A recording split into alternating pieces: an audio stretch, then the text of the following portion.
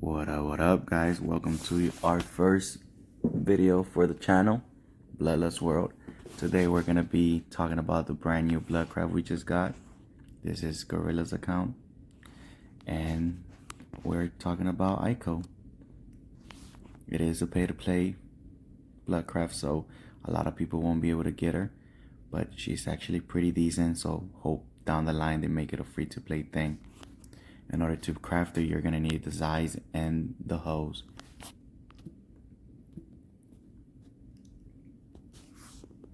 Gorilla did make her 120 vigor, so she has pretty much max stats as it is right now.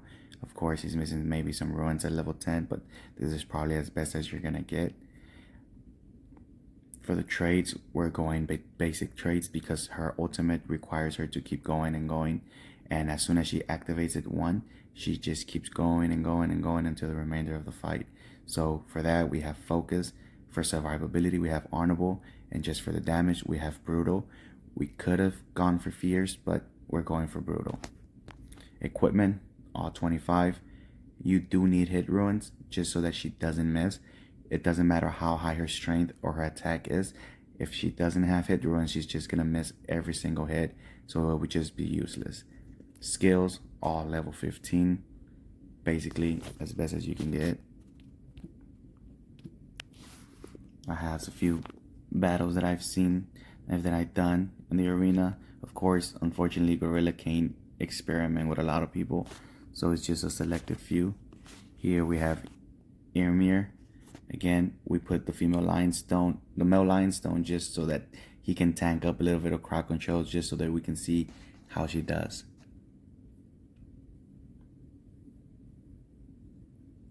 You want to put her in the back line because she's a ranged champion.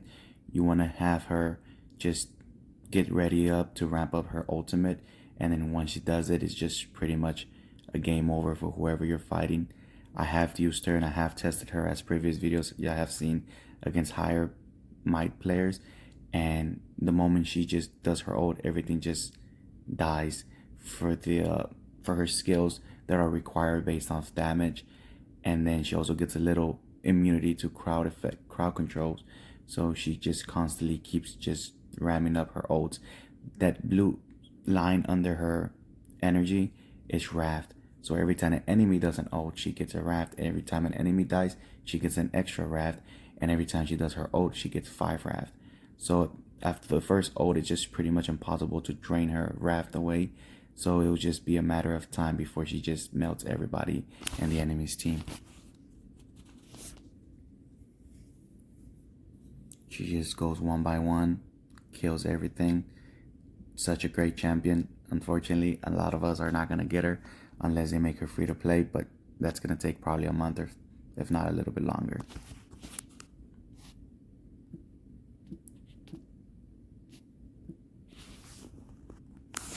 Here we see her first skill, which is casts a 4-second bless effect upon the casters and a random ally.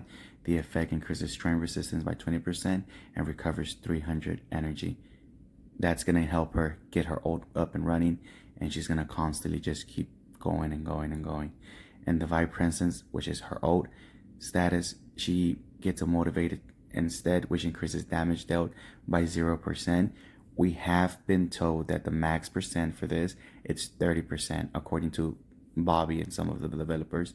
So it's not 0, it's actually 30%.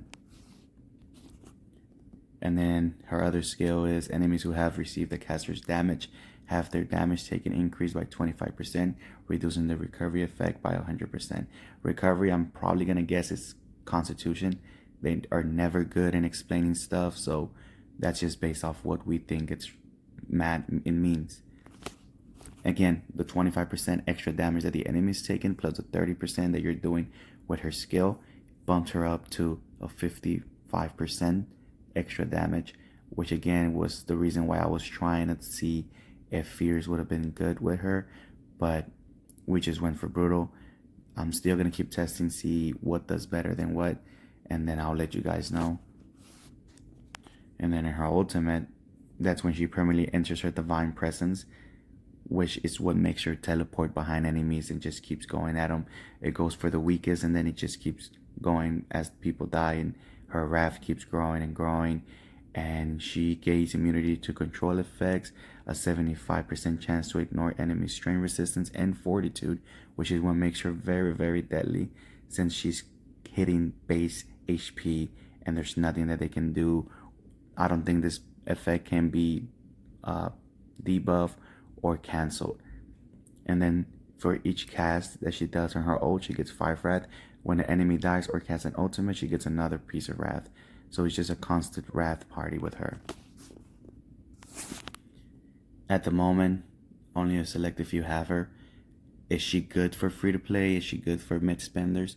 Probably she is, but it's going to be very hard to adjust into what she does, because most people have their meta teams built already, and adding her into the meta will be a little bit hard, as she doesn't really offer much for the other champions that you're using, so you're lacking on support skills and whatnot. But for people like Gorilla who are looking to make second and third teams, Kitty, all those people, she would be an excellent champion. She would pretty much help everybody and have a champion and a team that could kill an enemy's whole roster in an instant, just because of how good and how much damage she deals.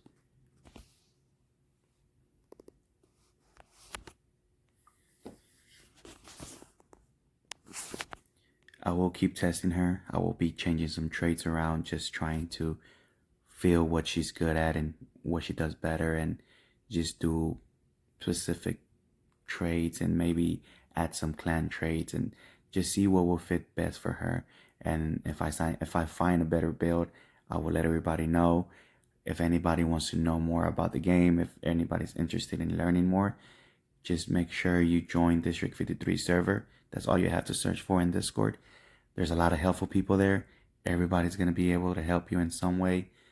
I'm there most of the time. We usually have voice calls where we discuss trades, we discuss champions, we discuss builds, and we have a little bit of fun every once in a while. So if you're looking forward to joining, just search up District 53 and you're good to go. This has been a review specifically for Aiko, the new bloodcraft. If you're interested in learning more about the game, make sure you like and subscribe and stick around. I will be trying to upload a video every day. I will try to do tutorials, guides, and everything that's possible, just to help people develop better. If you have any more questions, again, I'll be in the District 53 chat. Everybody's welcome. So I'll see you guys in the next one.